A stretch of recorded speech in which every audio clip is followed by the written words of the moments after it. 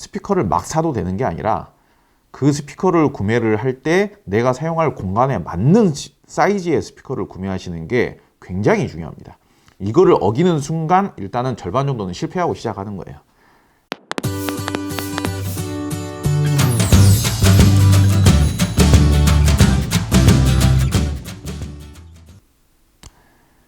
안녕하세요. 플레인지의 오디오 칼럼니스트 주기표입니다. 이번 영상에서는 어떻게 보자면은 저희 플레인지 유튜브 채널을 보시면서 가장 우선적으로 참고를 하셔야 되는 영상이라고도 할 수 있을 것 같습니다. 이름하여 하이파이, 고급 하이파이 오디오를 시작하면서 주의해야 될, 참고해야 될, 꼭 명심해야 될 10가지 포인트, 주의사항에 대해서 말씀을 드리겠습니다.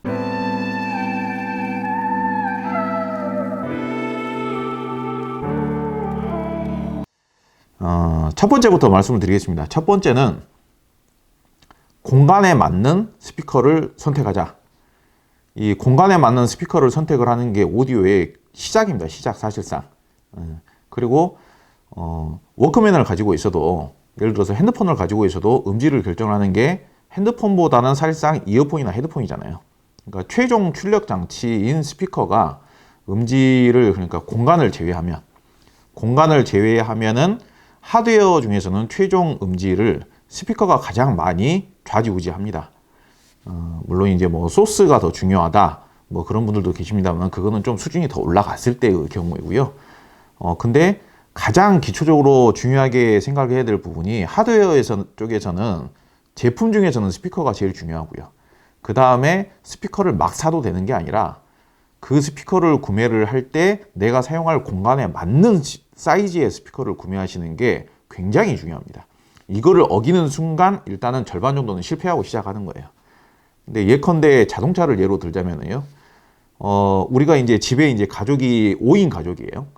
근데 이제 아빠가 어디에서 이야기를 좀 들었더니 관련 커뮤니티라든지 아니면 회사의 뭐 선후배라든지 이런 사람들한테 들었더니 자동차로서의 동적인 성능은, 객관적인 성능은 스포츠카가 압도적이다 해서 5인 가족인 아빠가 성능이 좋다는 말만 듣고 그냥 2인용 스포츠카를 사왔어요.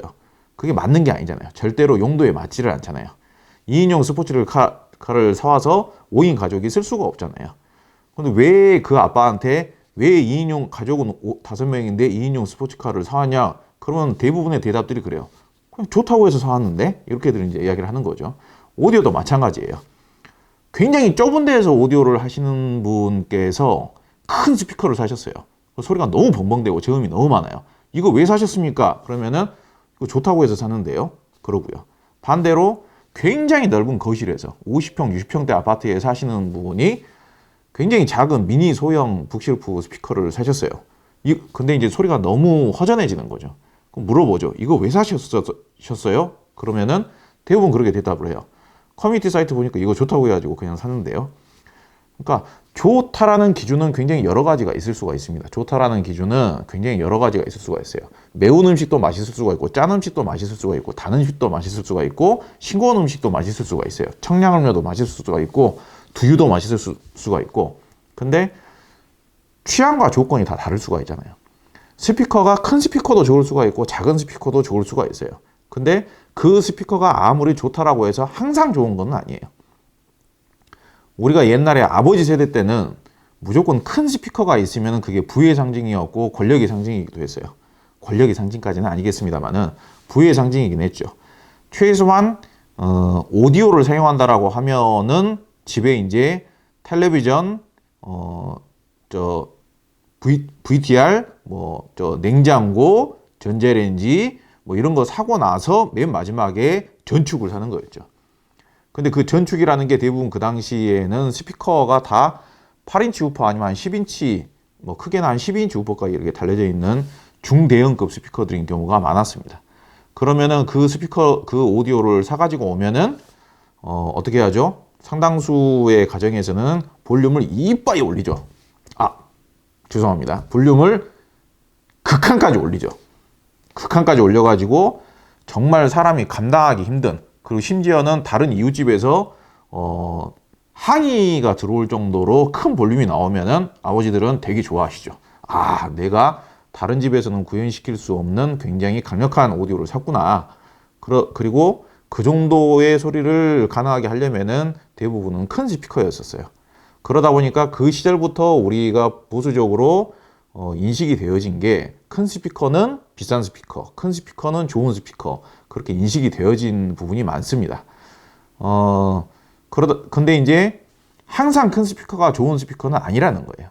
요즘은 옛날에는 아파트라는 게 별로 없었지만은 우리 아버지 세대 때는 아파트가 별로 없었지만 요즘은 거의 대부분이 아파트잖아요. 근데 아파트에서 그렇게 빵빵한 소리를 큰 볼륨으로 틀지를 못하잖아요. 그러니까 저음이 많은 게 그다지 중요하지 않습니다. 이제 중고음의 정보력, 섬세함, 디테일, 촉감 이런 게 중요한 거죠. 그리고 작은 방에서 오디오를 하는데 큰 스피커를 사시면은 저음이 너무 과잉이 돼가지고 소리가 지저분해집니다. 답답해지고 벙벙거리고.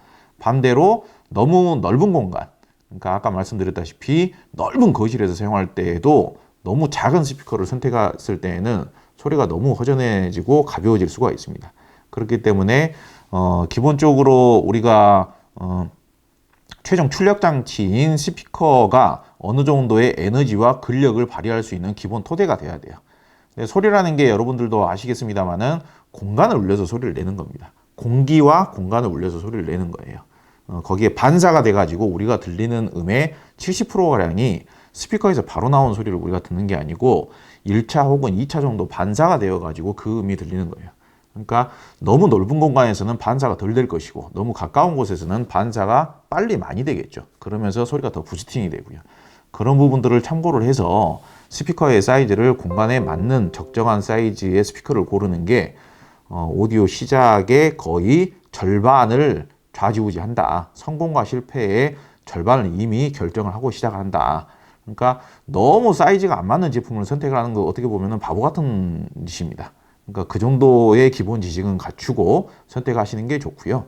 저희 플레인지 관련 사이트와 네이버, 카카오 관련 채널들에 오시면은 아파트 평수별 그리고 방 사이즈별 스피커의 선택법, 공간에 따라서 스피커의 크기와 우퍼 유닛의 사이즈를 어느 정도까지 선택을 해야 되는가, 그거에 대한 도표가 나와 있습니다.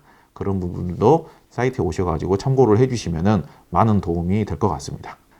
이 영상이 유익하셨다면은, 그리고 저희들을 좀 지지해 주시기 위해서 구독과 좋아요도 많이 좀 부탁드리겠습니다. 저희가 앞으로 열심히 하겠습니다. 감사합니다.